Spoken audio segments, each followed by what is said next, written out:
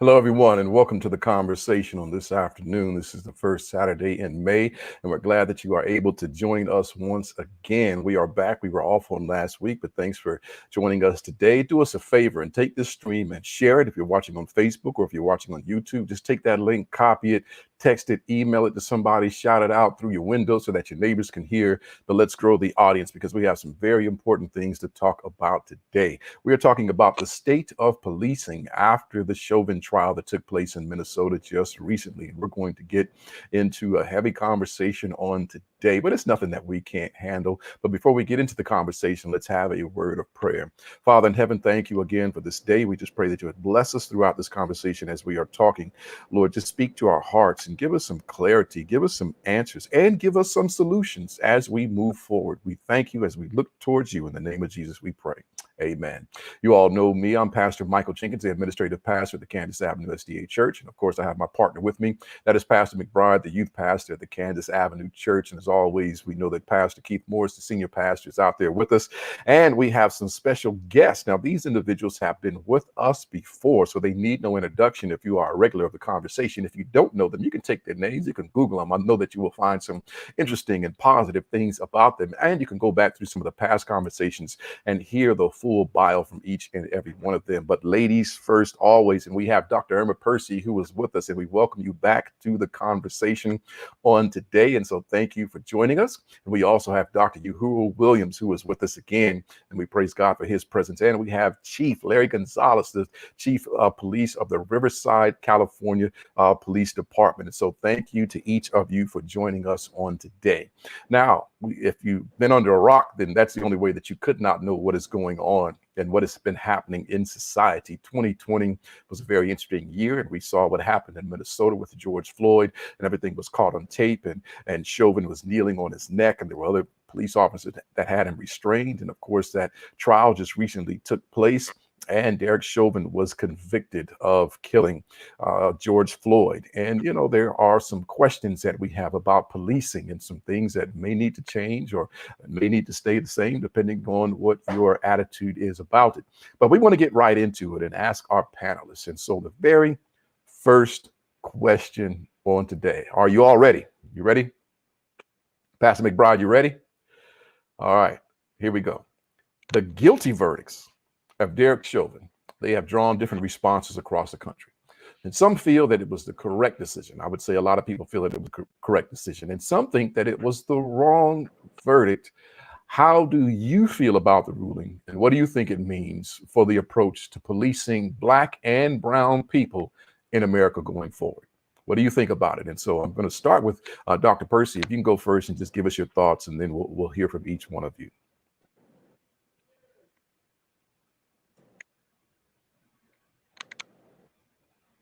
Is she with us? I don't know if she is she frozen, but Chief, we'll let you go last. I'm going to allow Doc Williams to go now and just give us your thoughts, and then Chief will give you the final word on this question here. Hopefully we can get Dr. Percy back on here in just a moment. You know, it's a good question, and it's complicated because I think if you think about the demographics and the numbers associated with the people who believe that the decision in this case was wrong, they tend to map toward individuals who want to focus solely on the actions of George Floyd and try to complicate this in terms of George Floyd's character as opposed to the conduct of Officer Chauvin on the day in question. And I think that was at the crux of this case from the very beginning. This isn't a trial. This wasn't a trial about George Floyd's personality, his past. This was a trial about what those officers did on that afternoon, how Chauvin in particular demonstrated reckless disregard for human life, and that's why we got the verdict that we got. At the same time, I think Attorney General Keith Ellison put it best here in Minnesota when he said, this is a victory for accountability. It is not and should not be viewed in any way as a reform of the criminal justice system. This is one case in one state in one moment.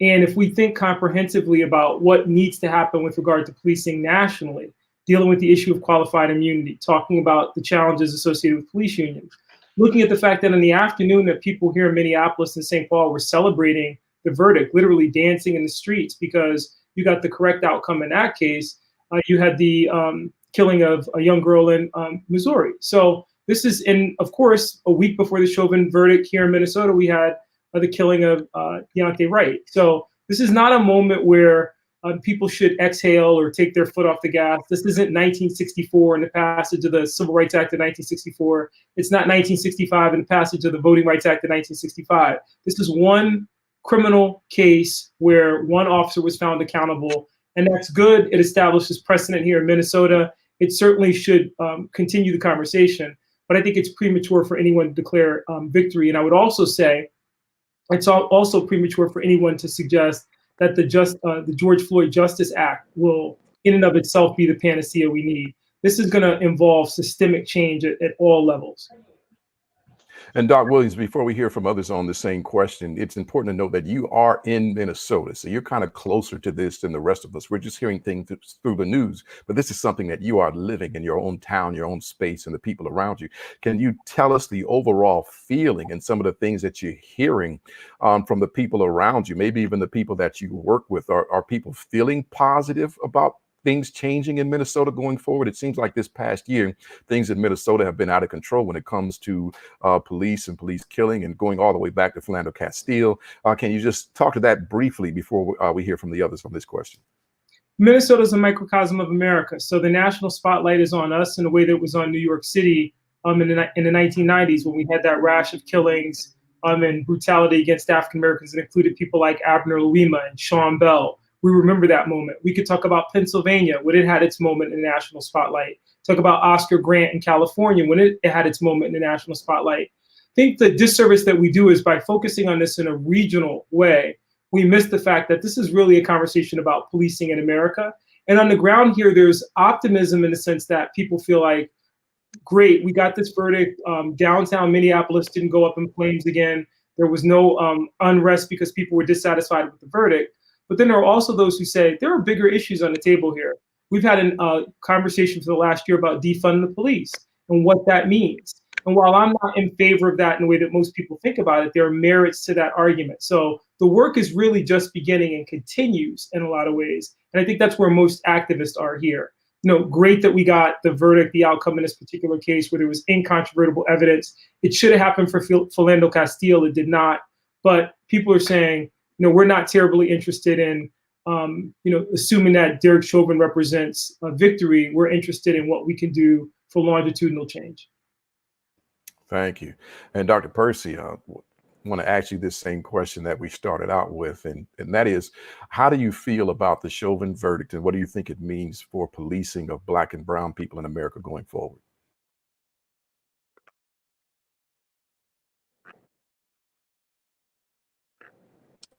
Well, I think that the verdict certainly is casting a glaring spotlight on policing in America.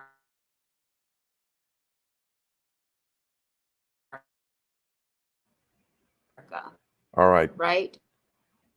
Yeah, we're losing you. We're having, at least I am. I don't know if everybody else is but having you know what? I am concerned difficulty. about the other cases of police harassment and police brutality and fatality that certainly is not on the national stage.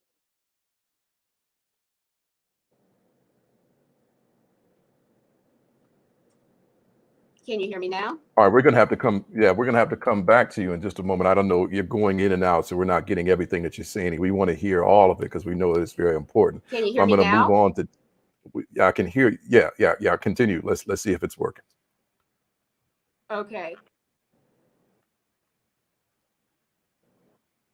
All right, we're not hearing you, so we're gonna have to try to get that corrected. Chief, I'm going to move on to you with this same question. If you can, just kind of tell us from your perspective as chief of police here in Riverside, what it is that you feel about the Chauvin verdict and the policing of Black and brown people in America going forward, and even in Riverside going forward and in Southern California. Sure. Well, first of all, this is one of the first incidents that I can ever remember where a lot of us chiefs and sheriffs went out very early on and said our disapproval of this type of behavior from the police department. Normally it's, well, we have to wait and see, all the facts aren't in yet. We could see right off the bat this was wrong. This is not what we teach at our police department. We would fire anybody to do this. There would be criminal charges, And so I've never seen that before. So, and I was one of them. I came out and said, this is something we will not do. You will not see as the Riverside Police Department. So when the verdict came in, I thought justice was served. I wasn't surprised by the verdict at all, especially when it came back that quick. I knew what it was going to be. And Dr. Williams hit on a lot of great points. The one thing was, and I've told you guys this before in past shows, is yes, I realize that something that happens in Minnesota affects us in Riverside. Something that happens in New York affects us in Riverside. And I've learned over the years, I'm never going to get defensive about it, because we were Minneapolis, as you gentlemen remember, the pastors, with Taisha Miller in 1998. Everybody was here. We went through sweeping major reform. That's the things I've talked about in the past. So I know exactly what they're going through. And you, without sounding defensive in any way, you say, yes, this department has been through this. So like, if I go to a group, I met with another clergy member last week, and he brought up a point. And I asked him, because I trust him. I know he's going to tell me the truth. I'm like, hey, do you really think, was it Brooklyn, the shooting Brooklyn Bridge, or not Brooklyn Bridge, the Minnesota City, I'm sorry, Dr. Williams, Brooklyn Center. Yeah. I go, do you really think that the police officer intentionally shot that person? He said, yes. Several might. And right off the bat, I think, no way. If you saw the video, you can see she's shocked. She's like, oh my God, I actually shot him. I didn't mean to. I tried to tase him. But people believe that, and I understand it. So I have to check myself, say this is ridiculous, because there's certain things that I will say, and people say, well, you're ridiculous. I can't believe you think that way. So it's trying to get everybody's thoughts and opinions together to where we can try to move forward. And this is one step on moving forward. I get it. There's a lot of other cases that are going to go on in the next several months and years that are going to dictate the way that we do police work. Whether it be federal case law decisions or local legislation that's passed, it's going to affect us. And it continue. And it's, like I said before, it's a good change for police work. People talk about going back to Taisha Miller. We were under a consent decree, a stipulated agreement through the Attorney General that says you must fix this, this, and this. It's the best thing that ever happened to our department. And you think, oh, you have to do all these. It's the best thing that ever happened to us. We made major reform. We got all new training, all new guidelines, a better police department because of it. Although at the time you think it's horrific to have to go through that, it was the best thing that could happen to us. So I'm looking. I always try to, my glass is half full. I try to look positive and think towards the future that something good will come out of all of this for policing in America. Man, thank you for sharing that.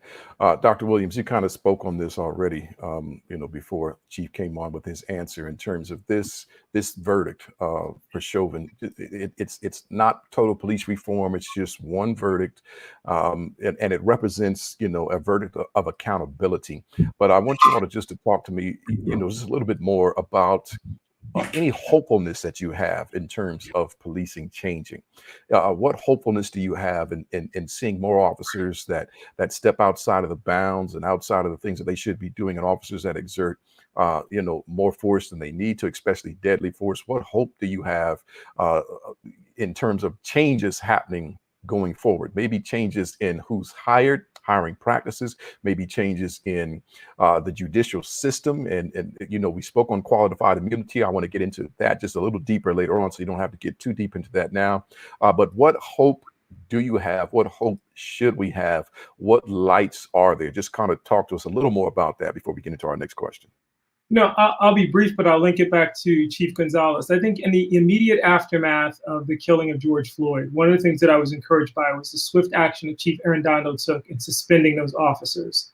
And it was, when people looked at that evidence, the incontrovertible evidence of that video, as opposed to the official story that came out in the hours after George Floyd's death, it was night and day. And people understood that what they saw was, unlawful and disorderly and inconsistent with what, as Chief Gonzalez said, the policies, practices, and procedures of law enforcement in any department across the country could look at that and determine that. But the challenge for us in our moment right now is that wounds produce narratives. And so when Chief talks about, and it's a great point, how two different constituent groups can look at the video from Brooklyn Center, and for African Americans, for Black and brown people can look at that, and you hear law enforcement people talk about that video and they say, and I understand this intellectually, she had a bad day. She made a mistake.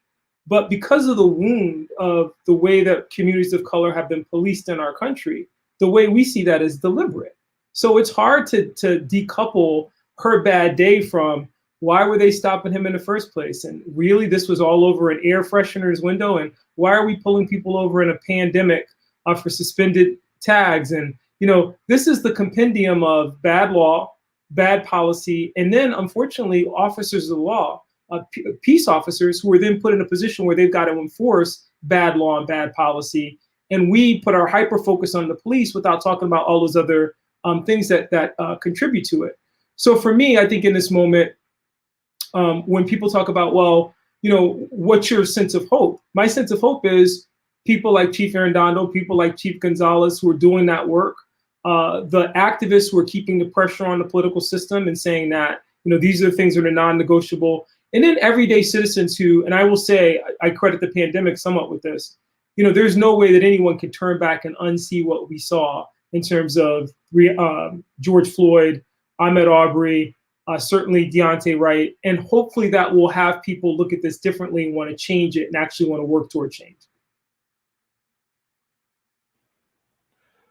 All right, Chief, same question to you. Kind of what hope do you have? And, it especially coming from your side, of the law. Just tell us, what hope do you have? Well, like I said before, yeah, I'm a very optimistic guy. My glass is half full, but it's like when I'm sure when I first started, you hear the older guys say, "Oh, when this is coming, police work's over. We can't do our job anymore." Yeah, I'm sure they said that when Miranda rights came in. It's like, oh, we're never going to be able to solve any more crimes. This is BS, So, and then Rodney King happened when I first started the job. They're changed the way we do police work. We're not going to be able to do police work anymore. It's just one of those things that we always seem to overcome whatever it is, and we seem to become a better police department because of it. And I know that going through that, I think the hopefulness I have, at least for the Riverside Police Department, is when Tyisha Miller happened in '98, we still had guys working in our department that started in like the 70s. And they did not adapt well to change. And if you guys know the historical background in Riverside, there was a couple officers murdered on the east side 2 different times in a 10-year period. We had officers murdered, and there was some bad blood between the police and the community for years. But so it was hard for those guys from the 70s to make that adjustment when we went through a consent decree in the early 2000s. Most of the guys that came on with me, which there's not a lot of them left anymore, but they went through that. They've been through the reform. They get it. They know the way we should do police work, the way we should have these contacts and these relationships in the community. And the millennials, say what you want about them, they're wonderful. They adapt so quick to things. They're great at technology. They're they understand the importance of relationships, and that starts with leadership. It starts with me and my command staff, how we push down and talk about regularly how important those community relationships are. And we didn't have those 22 years ago. We've worked very hard over the last 20-something years with grassroots groups, clergy groups, school districts, business groups, that we're represented all their meetings regularly, because when this happens, that we have those relationships where we can sit down and talk about it. And it's been wonderful. Like I said, everybody says, "Oh man, Chief, 2020 was miserable." I said, we're okay. As an agency, we have those relationships, and we have those heart-to-hearts with our community members, where it could be a positive thing. So that's why I do feel positive about it. Even though we do get questions about stuff that happens all over the country, we can tell them, like, my job is make sure we inform them what we're doing here in your city. We're a pretty big city, 350,000 people. But let me tell you what's going on with your police department and which direction we're going. And that'll help us get through. And that's why I am positive about it. Sorry to ramble on that. Okay, thank you. Hey, no problem. Great answers that you're giving us. But Chief, this question is specifically for you. This Derek Chauvin verdict, it's one where, people were dancing in the street in Minnesota, and many people were happy, and many people, part of my community, breathed a sigh of relief. And I had many friends that say I had tears, because we've seen so often that police have done something and, they've pretty much gotten off. And it seems like Black lives don't matter. It seemed like in this case, a Black life finally mattered. For many in the Black community, that's the way that we saw it. And so my question to you is, how do you feel that this helps with community relations, especially in minority communities and Black communities going forward? And the last time that you were on, you asked some advice on how you could recruit more Black officers. Now, I know that it hadn't been much time since the verdict was given. You know, it's only been a few weeks, so you may not have seen a lot of things happen, but maybe something has happened. Or how do you feel that this helps community relations? And do you think that this verdict, and if there's other verdicts like it, can help you recruit more Black officers? Well, first and foremost, that justice was served, and people know that the old stigma or stereotype of police officers getting away with everything. You go back to Rodney King, where they couldn't get it done at the state level, so they go. The feds come in, you know, and now we're showing at the state level that the business was taken care of. So there's hope in the minority communities or the low income neighborhood, wherever it is, it's cheering for this, that we will be held accountable. And my message to the community is all the time is, I do hold our officers accountable. And how do you do that, Chief? You know, back when I was in the police academy, they gave you the definition of integrity. The definition of integrity in the police academy was what you do when nobody's looking. You guys have probably heard that, right? Everybody's looking all the time in police work. I can watch every single call that our officers go out on every night if I really need to. So we do hold people to accountable and to a higher standard. And there's several layers of review over every use of force that we have, and we will continue to do that. I think the more we can share that with folks in our community, the more they will feel confident that we are going to hold folks accountable, and we're not going to have any rogue officers. We're not going to have a guy at our department that has 18 complaints that we're going to keep employed, right? So, and I'm an open book. I've had anybody wants to come in, you know, we will show them our process. We will show them that we hold officers accountable. And I think that's important for our community to know that if you make a complaint, we're going to take a complaint. We're not going to just say, yeah, whatever. We're not going to take the benefit out of the officer all the time. No, we're not going to do that. So that's a small part of it. So. Yeah. All right. Thanks. Okay. So prior to this guilty verdict of Chauvin, you know, we saw countless cases. We just spoke about it where police officers were caught on camera killing people of color. Yet a vast majority of these officers, they walked away, you know, kind of scot-free and got hired in other departments, despite what appeared to be clear evidence against them. So what do you think made the difference in this case specifically? What do you think made the difference? Was it the public outcry? Was it the video itself? Wish Dr. Percy was here, because I know there's some things that she's written on this, so we're still working to get her back on. But if you can both just talk to us about what do you think was the major difference in this case? You know, we saw Rodney King officers just beating him to a pulp, and they all got off. You know, we've seen so many other things. I can go on and on and on. But just talk to us about the major difference. And Doc Williams, I'll allow you to go first on this one. Well, I don't think it was the video, in the sense that Philando Castile was 4:30 in the afternoon when Officer Yanez shot him. And I think a lot of people looked at that video with his child in the back seat and his girlfriend sitting next to him, and they couldn't believe what they witnessed. And yet in that particular case, very similar to Amy Potter in Brooklyn Center, you could almost understand that the police officer was making a decision based on a perceived threat. And that was the argument that counsel made, and it was a compelling argument for the jury in that particular case. The difference maker in this case was 9.5 minutes, and that's really what this comes down to.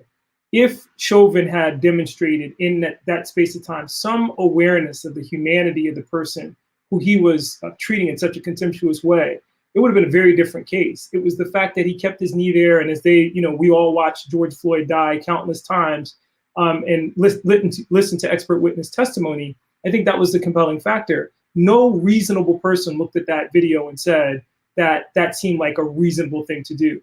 In the same way that we talked about the Potter case in Brooklyn Center, you hear people already starting to say, well, how could she mistake her taser for her firearm?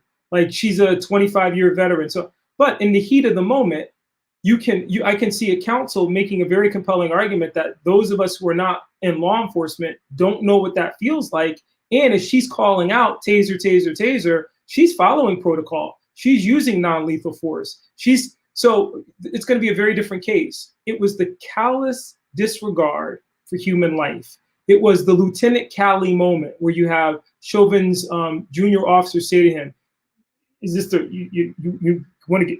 And Chauvin disregards that. It's Officer Tao talking to the crowd and telling the young kids, don't do drugs, as they're watching a man die and they're calling for some assistance, some basic humanity. I think that's the difference in the Floyd case. That's what makes it stand out. Gotcha. Chief, talk to us. Dr. Williams, right on point with those things. Those are big things. So the things that stuck out to me was, and I have a background. I was a use of force expert for years. I taught use of force at our academy for over 20 years. That was my domain. Not just the 9 minutes, but you know what really pissed a lot of people off was the looking into the camera and the smirk, or just almost like it really set people off, and it kind of like the I don't care attitude, which really set a lot of people off. But it is 9 minutes. Now, let me give you the police officer perspective side. The argument being some of the things that happen because of that is not an upper body control hold. That's not a neck restraint. That was a horribly poor tactic he used by putting pressure on. But now because of that, we're no longer able to use a carotid restraint. So this is the police officer telling you it has nothing to do with it. If that is perfectly applied correctly, they've been using the martial arts for thousands of years, right? It's a safe, humane way to put somebody out and submit to arrest. So that's the police officer side of me saying because it's apples and oranges. The other thing is I hear this a lot is the type of crime they responded to was nothing. I mean, it was a $20 forgery thing or whatever it was, fraud or whatever, fictitious bill. So the totality, the case law says the totality of the circumstances, how much force you use to affect the arrest or to overcome resistance. But one of the things to take into consideration is the type of crime you're going to. So he's way off base in that. But the thing I hear over and over from police groups is if they just didn't resist, we wouldn't be in this situation. Right? I mean, you guys hear that. It's if they just would have listened to the officer's commands, we wouldn't have had to shoot him, or we wouldn't have had to chase him, or we wouldn't have had to do this. So it's tough to navigate through those waters going in the future because, yeah, he didn't obey your commands for a $20 bill type thing. So who cares? Let him go. But where does that line stop?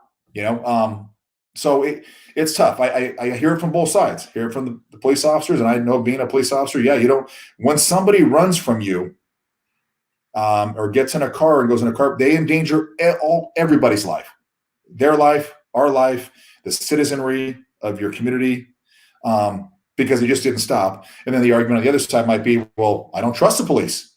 I don't know if you're a real police officer. I don't, So I got an answer and a redirect for everything. Every scenario. So it's tough. We have to work together and diligently to try to move forward on answering some of those questions. Yeah, definitely. I know that we have a question from the chat. Go ahead, Dr. Williams, and then we'll get to that question. I think Chief Gonzalez makes a really good point.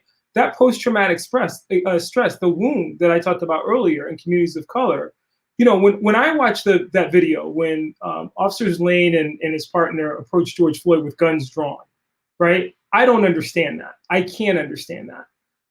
When you hear Alicia Euler say that at 38th in Chicago, that's standard practice in the way that they treat citizens. When you hear Charles McMillan during the trial give testimony, the aged gentleman, where he says, I met Chauvin a week before and I told him, I'd like for you to go home safe and I'd like to go home safe. That in communities of color, there is, as Chief alluded to, fear, and that fear is real.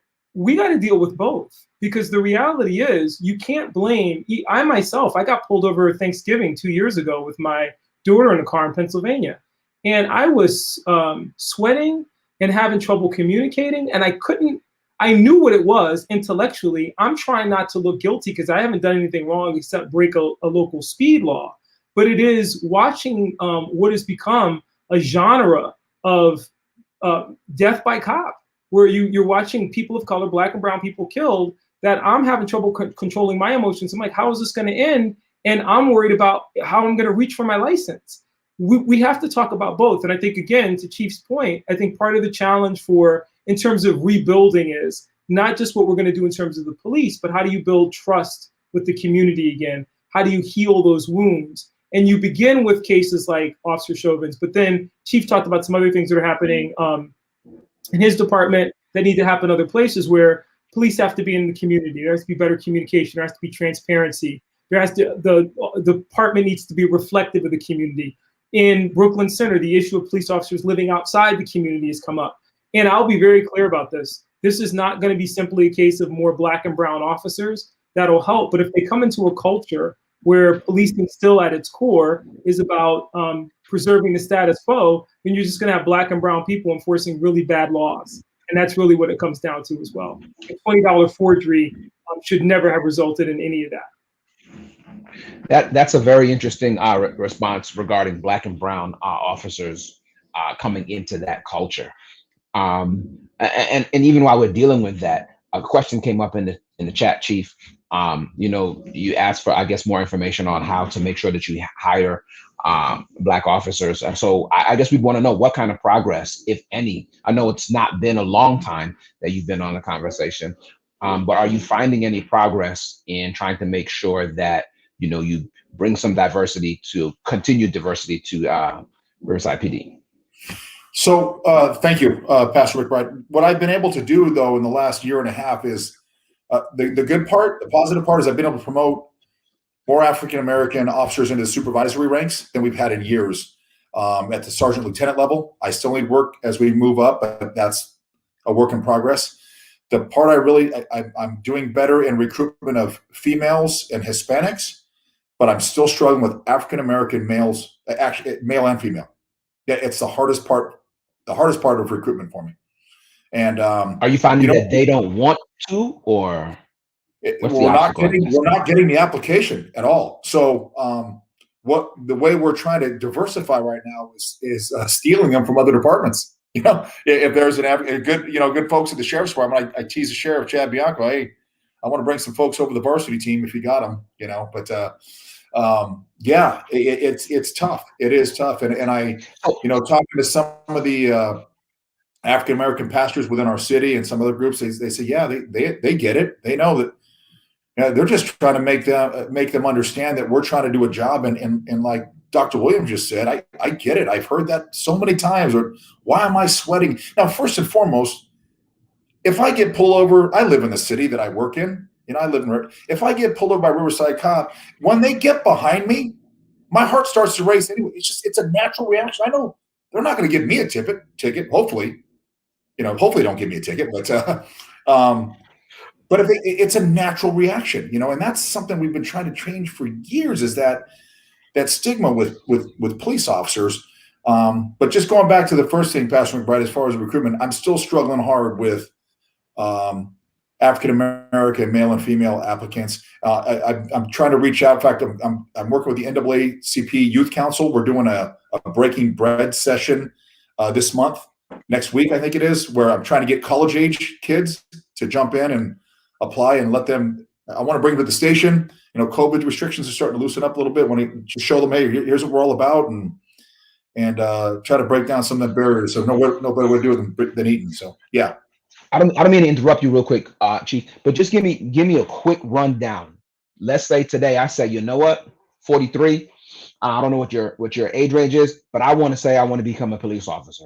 What do I got to do quickly to start to get this process going? Well, apply first of all, but once you apply, it's about a 6-month process, because there's a written test, there's a physical agility test, and then there's an oral interview. You are basically a number until you get to the oral interview. Once you get past the oral interview, we have your name. Then we get you to a background investigator, and that's when we go through. And these are some of the things we're looking at as far as the hiring practices have been pretty much the same for a lot of years, and we have to start changing some of those to conform to be able to diversify. And it's not just the African American group; it's diversify altogether. I mean, back when I first hired, I mean, marijuana is legal now. So we need to really look at some of the issues, as far as testing and how far apart marijuana is. Bills were a big thing, your financial situation, which, a lot of these kids go to the military and they get behind in bills, or they have student loans. We need to loosen that up a little bit. So, but it's a 6-month process, Pastor McBride. And then once we get you hired, Then you go to a police academy for 6 months. And then after you graduate the academy, you go to a field training officer program for another 6 months. So if you want to apply today, I won't see you on the street by yourself as a police officer for 18 months. And that's the struggle that we constantly have, is trying to get folks to apply and get them through the process. All right, Doc, man, thank you so much. Turn the time back over to Jenkins. Yeah, thanks for breaking that down. Hopefully there's somebody out there watching who wants to be a police officer, and now they know, and they can, I'm sure, if you can just throw out the website real quick to end that segment, where they can go to apply. If there's a website. Yeah. Okay. All right. Dr. Percy, we have you back. Just say something so that we can make sure that we hear you right now. Go ahead and talk. Yes. All right, we got you. All right, wonderful, wonderful. Problems have been taken care of. Yeah, these internet streams are always messing up on us, but I want to go right to you because, we've been in this conversation, but you wrote a piece in the Baltimore Sun about breaking down the blue wall of silence. We want you to talk to us about that. Explain the basis for that topic. What do you mean by that, breaking down the blue wall of silence? Well, I'm really talking here about police culture, the blue shield. And that blue shield keeps bad cops on the force. Bad cops go unchecked. So in this case of Derek Chauvin, he had about 15 or 16 complaints filed against him. He was disciplined twice. Some good cop must have witnessed his misconduct over the 19 years he was in the force. Some good cop must have seen that he was a ticking time bomb, and so how do you remain good if you see misconduct, mistreatment, and you say nothing? Even the Minneapolis police chief, in the week following George Floyd's death, the police chief admitted that 3 officers that were with Chauvin at the scene, they're implicit. He said,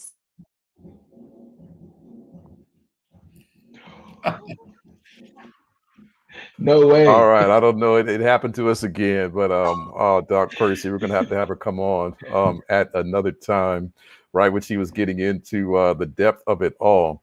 But let me move on to qualified immunity. Qualified immunity is something that we've been hearing a lot of. And some of us, we hadn't heard the term until 2020. But qualified immunity, what is it? Is it necessary? And what are your thoughts on it being, nullified, stripped away, done away with? I know there's some legislation that is being proposed, may have already been proposed to do away with qualified immunity. But Chief, I'm going to allow you to talk about this one first. What is it, and what are your feelings on it? Does it benefit your department? Does it hurt your department? How does it help or hurt the relationship between your department and the community? But talk to us about qualified immunity, please. And I'll do it in layman's terms so the public can understand. I won't do the legalese language. It's basically if an officer is believed to be acting in the course and scope of his duties or her duties, and something occurs, that they were basically covered under qualified immunity. They were acting within the course of their actions as a police officer. So let's just say somebody made a movement for Derek Chauvin to be under qualified immunity, but he was just acting in the course and scope of his duties. So you try to sue him for a wrongful death thing or something. They said, no, he's got qualified immunity. He was acting within the course and scope of his duties. That's about the basic definition I can give you. So what happens is, as you can probably imagine, a lot to where with officer-involved shootings, where you might want to say, because you don't file on officers very often for an officer-involved shooting, but there could be a situation where, no, he was not acting in the course and scope of his duties. He wasn't acting according to his or her training. He wasn't acting under the law or the color of authority. So, but that's pretty much a quick definition of it. All right, Doc Williams, talk to us if you have something else to add to that. No, I think I appreciate Chief Gonzalez's description of it. I think that most people, there's a logic to qualified immunity that sometimes gets lost in the conversation, where people think, well, just strip that. A police officer in the performance of her or his duty sometimes will have to make decisions which you want them to be covered from prosecution from, which makes sense. But what has happened over the years is that we've seen cases where when there weren't police cameras. There were allegations of brutality, and qualified immunity saved an officer from prosecution. You don't want to necessarily throw the baby out with the bathwater. So this is one of those knee-jerk reactions in a way that makes sense in the moment, that they're like, people, the same way people go, why do teachers need tenure? Teachers need tenure because if they're going to raise difficult issues in the classroom, which people may have issues with, that protects them to a degree from malicious prosecution. And that's what you want to protect officers from the law from. At the same time, it's the abuse of qualified immunity that we want to get at and that we want to deal with. And so I think that's part of the challenge here, is that helping people understand that there was a logic to that. But again, you know, qualified immunity in a perfect system where you don't have a policing system that grew up here in Minneapolis. The police force is formed in 1867. Most police officers, most police forces date back to fugitive slave law of 1850 and the enforcement of white supremacy. You're gonna have to completely reimagine the system then to get away from those historic factors that end up influencing these contemporary manifestations of protections for officers that still make sense. They just don't make sense in terms of the system as presently constituted. But then some might say, okay, well, what about the protection of the victims? That qualified immunity now denies justice to victims whose rights have been violated, and that this just kind of undermines the justice system, because if a police officer does something, this is what you mean when you talk about the abuse of qualified immunity. But do you agree, or have you seen instance of the individuals or victims that maybe have been denied justice and a police officer has gotten off when they shouldn't have? I think there are abuses of all. There's abuse of diplomatic immunity. There's the abuse of tenure. There's abuse of qualified immunity. I think in this moment, because of what we're witnessing, and again, Pastor Jenkins, I'll be honest about this. You know, having grown up in the shadow of some dead Black or brown person at the hands of police, you know, since my earliest memories, you know, going back to, you know, growing up in Bridgeport, Connecticut, and the stories that people tell, and that I would love to talk about just stripping that away as a panacea. Part of the challenge there, though, is, again, do we want officers of the law in the legitimate exercise of their duty to be exposed to jeopardy in that way? And it's a delicate balance. The abuse at this point for most people of color overrides the impulse to try to create some type of protection in that regard. I understand that, and that's kind of where my heart is. But from an intellectual standpoint, I can also say that there's still a logic that some people will argue that makes sense, that you don't want to expose officers to legal jeopardy when you're asking them to do this very difficult job and make decisions that they ultimately would be held accountable for when they're acting under the color of authority. Now, Chief Gonzalez speaks to the legal elements of that, which are critical. Are they abiding by training? We're not talking about people going rogue here. We're just talking about people who are doing their job and abiding by the factors that are influenced by the training. But I think that's still a little bit of the challenge here, is that the easy response where people go is I think sometimes problematic. I'll give you another really brief example, and I'm going to, well, I was going to share my screen to do this. In 1980, you had a police chief, Tony Buzza, who came here in Minneapolis. I'm just going to share with you, these were the reforms that Chief Buzza wanted to bring in Minneapolis in that moment. And I'm only sharing this because this tells you where we are. So he wanted to postpone promotions until the number of ranking officers in better proportion, the number of ranking officers were in better number of proportions of patrol officers. He wanted to add more women and minorities to the 735 member department. He wanted to switch to one-man squad cars, and he wanted to close down 2 precincts and house the 4 remaining precincts in 2 facilities to better respond to community needs. I'm sharing that because that's defund the police. I'm sharing that because that's been the solutions that we've been talking about for decades in this country. Every time we have a moment like this, that's where we pivot. And I would argue that the system itself needs to be reformed. We have to stop dealing with the symptoms, and we got to deal with the disease. And the disease is that you have to reimagine law enforcement. You have to reimagine law. You got to deal with poverty. You got to, tackle all these bigger issues, or you're really just going to be putting the Kleenex and wiping the nose, but you're not going to get down at the virus underneath. Got it. Thank you. All right, Doc Percy, you're back. We're going to try this one more time. I know that you were in the middle of kind of explaining to us what you meant by breaking down the blue wall of silence. We're going to allow you, to try to break it down to us one more time. Let's hopefully this works and you don't get cut off again. But we're going to give a couple of minutes to you to finish that up if you can.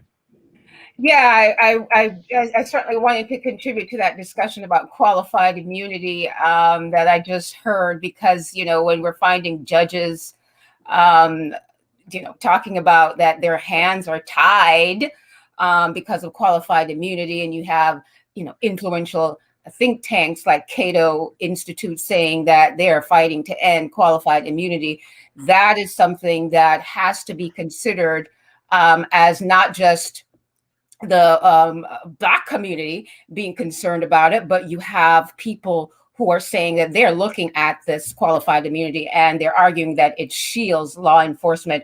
But to your question about the article that I wrote about the Blue Shield, we have to get police officers, the good police officers, to work with us in police reform.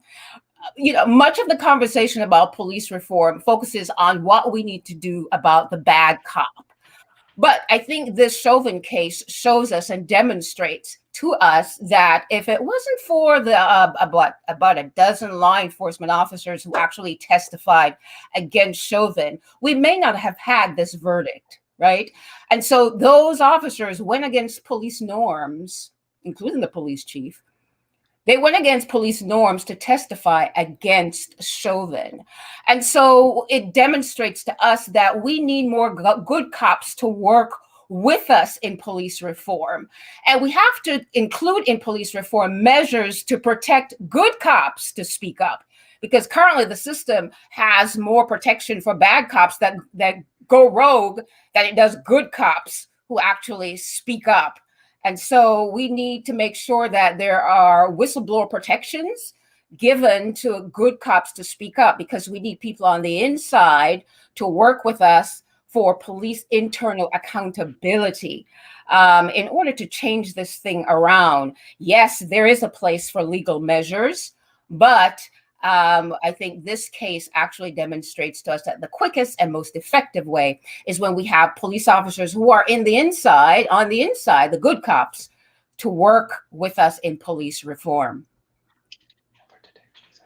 I want to follow it up, Chief Gonzalez, just asking you, and there is a blue wall of silence, and something that we perceive within the Riverside Police Department. Are there any protections, or is there an anonymous number, or how does it work?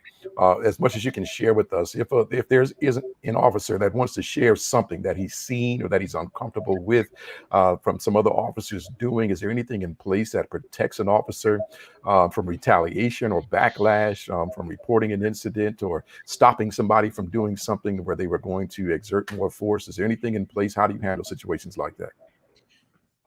Well, yeah, certainly there's whistleblower protection, but I think what Dr. Percy's alluding to is the informal type things that happen within a police department. Like, are they going to get hazed? Are they going to get backlash or something like that from coming forward and if you want to call it ratting out or talking about another officer or whatever? I can tell you we went through this also in the Tyisha Miller incident when we were under our consent decree, where some of our African-American officers came forward with issues and allegations within the department. They were addressed. And I can tell you with the utmost sincerity that nobody wants bad cops out of our department more than our cops. I can honestly tell you that and I know we get asked, well, if you investigate your own cops with the internal affairs, however we do, and Riverside have civilian oversight, as you guys know. So we have another layer of transparency that does do all the complaints. And I always share this stat. I said 96% of the time, the Civilian Oversight Board will find the same way that our internal affairs folks did on a complaint. And the other 4 or 5% of the time, whatever it is, we're actually harder on our employees than the civilian oversight is. So it just goes to show you that we really do not want any bad cops that are going to stay here on our department. But there is protections. Like I said, it's really hard for me to see that, at least I can only speak for my department, Riverside, that anybody would stand idly and cover for somebody or however you want to phrase it, for a bad cop who's doing something that's not only a violation of policy or that's illegal. So Gotcha. Got you. Thank you. I want to talk about training of police officers at this point. We don't have about 10 minutes or so left. So if we can keep our answers short, but be as succinct as possible. In terms of training officers, has anything changed in maybe the last year or so? Chief, you spoke to some things that we're not able to do anymore. And sometimes when I talk to police officers, they say we don't have time for more training. And I say, well, I don't know if you need more training as much as you may need some different training in some areas. Has some different training happened when it comes to especially how officers deal with members of different races and some of the perceived biases that they have? Has anything changed? What is in place? And what do you do specifically in the Riverside Department when it comes to when you identify an officer that may have some racial biases or some prejudices and that's coming out in his job? So has any training changed, and what do you do when you identify things like that? Sure. So just to hit on the thing what he talked about earlier about the removal of the carotid restraint, we have done extra defensive tactics training on other options that are available to officers other than using neck restraint. Because some, we got to figure a lot of guys were trained in that early on in their career, and that might be the technique they use if they're in a physical altercation with somebody. So we've had to retrain them on other options that are available. As far as the diversity training, and that's one of the things I talked about is because of the consent decree, we, back then we had cultural diversity, racial profiling, we had all that training, and now that's evolved into procedural justice, implicit bias, fair and impartial policing, things like that. I did step it up a little bit more, which I'm going to throw a plug in for him, a guy named Barry Knight. Some of you guys might know him, Pastor Barry, who's doing another.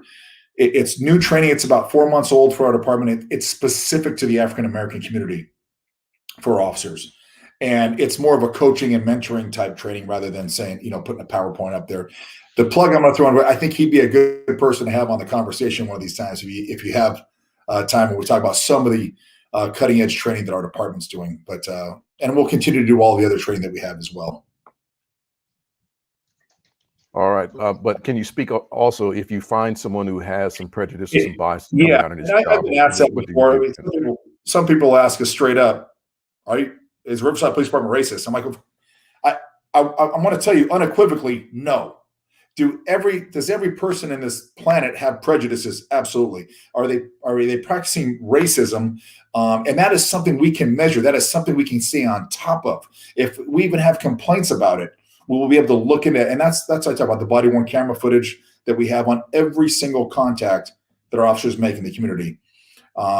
We get about 50 to 70 internal affairs complaints a year for a 400-person department, which is not a lot, but and anything that's racial in nature, we would never, even if it's the most ridiculous sounding one in the world, we would never put it on the back burner, so to speak. We will investigate it fully, and if it would not be tolerated in my department at all. And I'm just telling, I tell our community groups is, we do have ways to measure that. It's not just saying, I'm not just coming to say, hey, we're not racist at the Riverside. But no, I can tell you, we monitor that 24/7. So. Gotcha. And Chief, this is another question for you. When a Black person is pulled over in Riverside, how should they act? How should they respond to police? This is something that I've had to talk to my son about. He's 16. He's wanting to drive now. And when we're riding, I could be pulled over. And I've been pulled over, many times in my life. Breaking the speed limit has been the reason. But it's a conversation that Black people have in their homes. And like I said, it's a conversation that I've had with my very own son, how to respond, how to act, about being compliant, answering questions, keep your hands in sight, and all these types of things. But you, as the chief of police in Riverside, what would you say if you were speaking to Black fathers, Black sons, Black people in Riverside about how to respond when they're pulled over by the police? I'm glad you asked that. I do get asked that a lot, and I've heard, and I told you it breaks my heart to hear some of the stories I hear that a lot of folks I've known for a lot of years say they are scared to death if a police officer gets behind them and they're African American. Whether they don't want to go to the store after a certain time at night because we might pull them over. I hate hearing that. It breaks my heart to hear that. I will tell you this: for any young African American male, or if I'm speaking to them, when you pull over, number one, keep your hands on the steering wheel where the officer can see your hands. If you're polite, answer the questions, and don't try to drive away. Like I said a little bit earlier, I go, if you're going to submit to the detainment or just go along with the program, so to speak, just answer the questions, I can guarantee that it won't be a negative response. And like I said before, the police officer side of me says, on all these cases you're over and over, there was some type of resistance with the police. And they'll always say that. But I say, well, what was the resistance? Look at the nature of the crime. It was minimal. Why would you even escalate the situation as a police officer? But we have a saying too, is when resistance ends, excessive force begins. So if you are resisting, if you're not resisting and you're cooperating with the police on a traffic stop, I can guarantee that you're going to be treated appropriately. It's just when the car chase starts or the foot chase starts, it gets crazy. Everything escalates in nature, and that's what, going back to the gal in Minnesota with, the way she reacted on a 20-something year veteran. She's saying taser when she has a gun in her hand. When your beats per minute are the 170, 200 beats per minute mark, crazy stuff happens. So the brief answer is cooperate, hands where you can see them, have the information available. Like I said, if it was anything other than a professional contact, then we would deal with that accordingly. So I want to ask this question, Chief. So I'm complying, but somehow the officer, he's on one, she's on one, and we've seen these videos that there's full compliance, but the officer has decided. You can see a clear distinction that she has decided that she is going to press this issue some more. What is then my responsibility? Because you have to see that right now I'm hot, I'm unhappy now. My hands have been on the steering wheel or they've been out. I've been showing that I'm in compliance. I'm also showing that I don't want to die, but the officer has decided that I'm gonna ride the lightning today. Yeah. What am I supposed to do? And it's like case Dr. in point, Chief. If I can throw this in before you answer, we just saw a video of the Army lieutenant who had his hands up out of the window, and that's why I put that as polite as he could, but they still had guns pointed at him and yelling at him to get out of the car. If you can kind of put that picture into your answer as well for us. And that's what Dr. Williams and I were talking about earlier is what's going to change with the Chauvin verdict. Are the police going to blow things off? I can confidently say in our city in the last 20 years, and especially since I've been the chief, that we are not going to blow off any complaints. So the answer, Pastor McBride, is you need to call and make a complaint. I'm not trying to, because we can find out exactly what happened. It's not like what's your story in the moment, Chief. I mean, in that moment, do I just still remain compliant? Yes. Can I say you're being recorded? Can I say like what am I supposed to do when I'm about to get manhandled? If you stay compliant the entire time and you're still manhandled, there's major issues there. I'm talking criminal issues.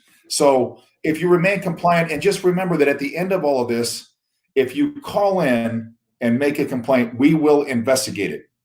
And we have those tools available now, which we did not have in the past, where we can watch the entire contact on body-worn camera. And if it isn't on body-worn camera, the officer's in violation of policy there too. So I just say submitting to arrest, I think, is half of the battle. And I understand what the reasons what some people don't say they don't want to submit, but it just seems like when they don't comply or they run or they fight, it escalates the entire situation altogether. Gotcha. I want to just take a quick moment, Pastor Jenkins. Dr. Hermer, you're back, and hopefully your Wi-Fi is reliable. We thank God for your Wi-Fi, and it is going to be reliable. I know that you probably had a few questions. You alluded to me that you did want to ask some questions of the chief, and I let the chief know that would possibly happen. I want to give you this moment before I do my wrap up to do that. If you did have a question, you're muted. You're muted. We can't hear you.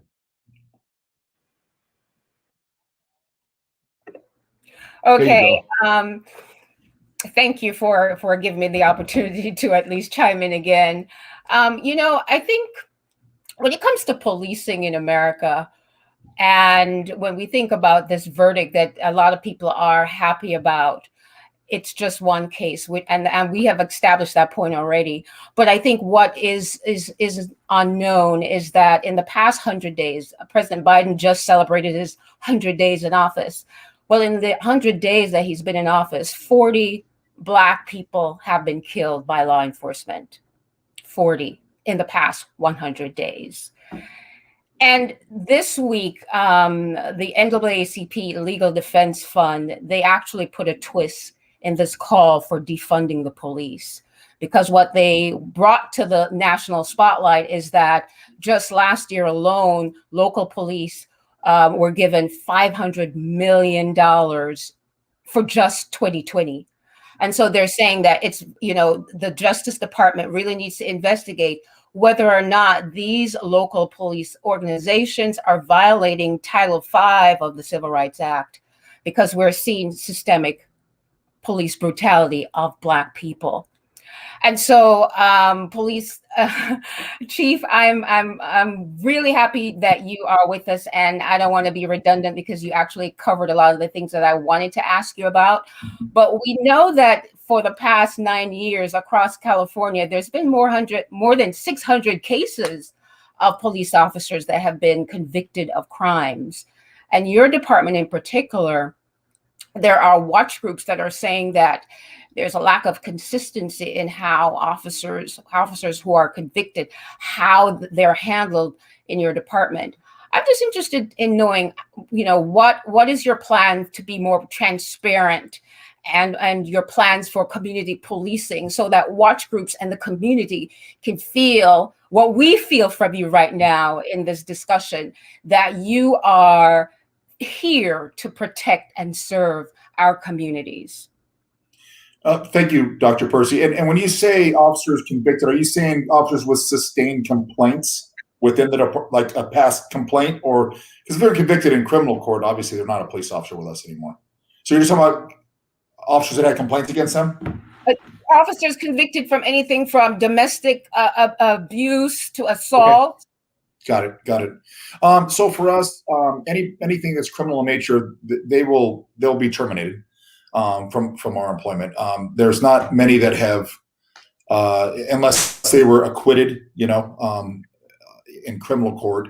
But there's a difference between obviously criminal proceedings and administrative proceedings. So, and the difference being criminal court, if something happens off duty to a person, they have to be found guilty beyond a shadow of a doubt. Where administratively, if we look at the same allegation, it's only a preponderance, which is 51%.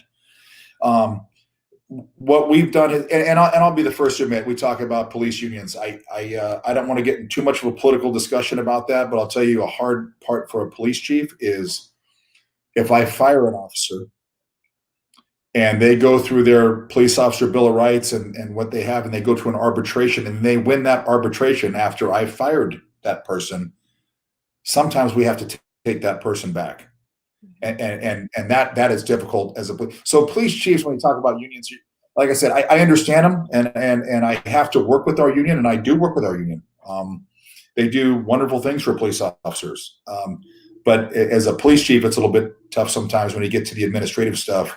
As far as firing somebody, it is what it is. It's the law. But I Dr. Percy, just to finish, I can honestly tell you that when it comes to a complaint on our police officers, and I think I'm embedded deep enough in my community to where they know that we're not going to let anybody that has 18 complaints stay in this police department. One sustained complaint will put you on the radar for us. So, and we're a medium to large size with 400 police officers, but we don't ever want to go through what we went through before. because public trust is key. It's paramount. If I don't have the public trust, we won't make it through these times. So let me go ahead and jump in right now, guys. We are at our hour and our time, and I appreciate all of you coming on. I know Dr. Uhuru had to leave. I sat up in my chair a little bit more because I want to make sure this wrap up is heard very, very well. RPD, if you are listening to your chief on today, he has joined us on the conversation, and we're having a blast with him as we normally do. Listen, this guy is real. He's endeavoring to be as transparent as possible. I need you guys to invest in a police officer wrapped card that says, we all want to go home. That's right. We all want to go home. When you stop us and we engage in these kinds of conversations, let's just all intend to go home. That's it. That's cool.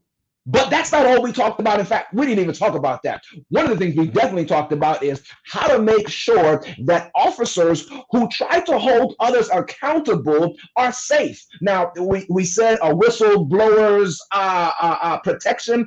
I don't even want to use the term whistleblower or even ratting out, because I like to give some credit to the officers who feel like, you know what is happening right now with my colleague or my buddy is not right. And so there's got to be some protection, maybe an officer oversight board or some other name that we can possibly give it so they don't feel intrinsically negative to it. But there's got to be a way that other officers feel comfortable to speak towards the different things that are happening that they don't agree with. Dr. Herman Percy brought that out. Dr. Williams also brought out the fact that defunding the police is not new. It's something that's been trying to happen for quite some time. And we appreciate Chief Larry's response to some of these questions that are acknowledging the fact that even when some of these tactics were brought in to change the way how police officers do things, sometimes some of the old guard might have said it doesn't work, but it's actually working. Some of those things are working. And again, we appreciate his candor by which he comes on these conversations. We've talked about whether or not there was some hope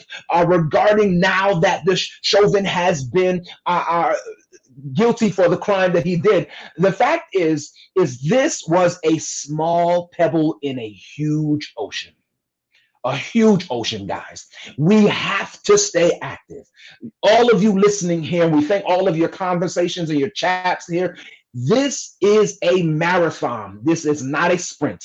This is something that each day you have to get up and say to yourself, what more can I do today? What more can I do this week to help officers like Chief Gonzalez and the rest of his guys who endeavor to make sure that RPD and other police departments around the world make sure that they are a safe haven? Maybe we should turn it around to say serve and protect as opposed to protect and serve. I don't know, but there are some things that we can do. And if we continue to push at this, guys, if we don't grow weary in well doing, I am sure that we will be able. I just have to put hope out there that we can begin to make a change. It's not yesteryear, it is today. Things are changing. There is a glimmer of hope, but recognize there's still much work to do. You've joined us for the conversation where we have been discussing the verdict and the ripple effects thereof. Thank you so much for coming in. You'll hear more information from us regarding our social media and our different websites regarding what more you can do with us. Dr. Herman Percy, thank you for coming in. Dr. Yehuda Williams, we appreciate you. And Chief Gonzalez, you guys have been a blast. You are now members of the conversation. Please make sure that you're ready to go the next time we call you. I'll turn the time over now to my colleague, Dr. Jenkins.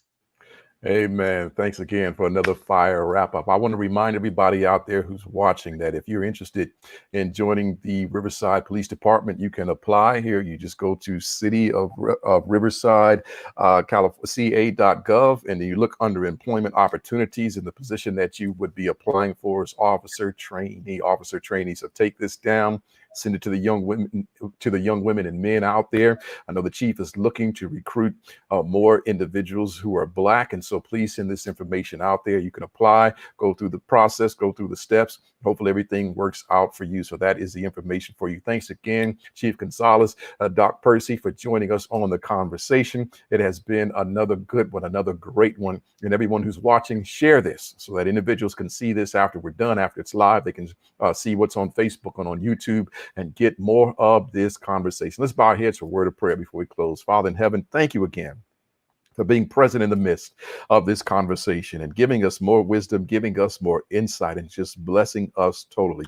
And Lord, I pray that you would continue to be between the relationship with the police and citizens within this country, within this community, especially here in Riverside, California, Lord, that it would continue to grow stronger and that trust would continue to grow. Continue to bless the Riverside Police. We pray that you would bless Dr. Percy as well and Dr. Yahuwah Williams. Continue to be with each of them. We thank you now in the name of Jesus. Amen.